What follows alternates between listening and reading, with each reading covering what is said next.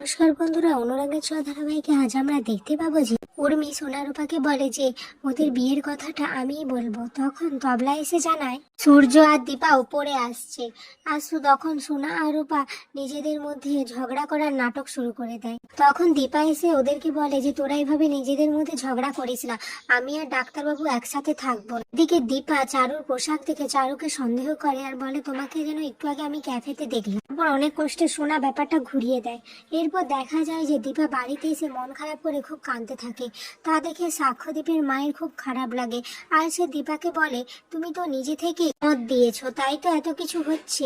তারপর দীপা বলে আমি আর সহ্য করতে পারছি না, আমি এখান থেকে চলে যাব। তখন সাক্ষ্যদীপের মা বলে তুমি যদি এখান থেকে চলে যাও তাহলে সূর্য বিয়ের পিড়িতে বসবে না, সে তো তোমাকে খুঁজতে বেরিয়ে পড়বে, তখন তো বিয়েটাও হবে না, আর তার মধ্যে তোমাকে তো ডিভোর্স পেপারে সাইন করতে হবে।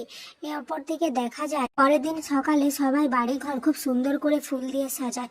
তখন সাক্ষ্যদীপ বলে খাবার দাবারের ব্যাপারে আমি রয়েছি। তারপর চারুকে দেখে বলে আচ্ছা আপনি কি ইমোশনাল হয়ে যাচ্ছেন। চারু তখন মনে মনে বলে এই লোকটা সবসময় আমার পেছনে পড়েই রয়েছে। তারপর সাক্ষ্যদীপকে এড়িয়ে তবলার কাছে যায় আর গিয়ে বলে প্রজেক্টর এনেছো। তখন তবলা বলে হ্যাঁ আমার সবকিছু মনে আছে। এদিকে সাক্ষ্যদীপ সোনাকে বলে যে আমাকে তো কেউ পাত্তাই দিচ্ছে না, আমার মনে হয় এখানে থাকাটা আর ঠিক নয়। তখন সোনা সাক্ষ্যদীপকে বলে যে তুমি চলে গেলে আমাদের প্ল্যানটা কিভাবে সাকসেসফুল হবে। তখন সাক্ষ্যদীপ সোনাকে বলে এটাই হচ্ছে আমার আসল মেয়ে। এদিকে সূর্য চুপচাপ কান্না করতে করতে থাকে ঘরের মধ্যে। তখন সোনা এসে দেখে যে তার বাবা কান্না করছে, তার খুব কষ্ট হয় না। তখন তার বাবাকে বলে বাবা দেরি হয়ে যাচ্ছে তো তুমি এখনো রেডি হওনি কেন।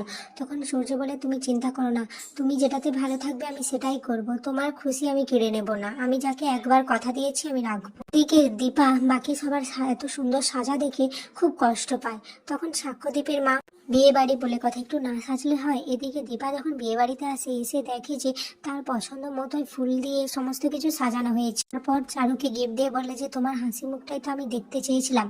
তারপর তবলা একটা কাগজ এনে দীপার সামনে ধরে দেয়। তখন দীপা তাকে দেখে বলে যে এবার আমি আমার জীবনের অনেক বড় একটা ঋণ থেকে মুক্ত হবে। এখানে আজকের পর্বটি শেষ হয়ে যায়।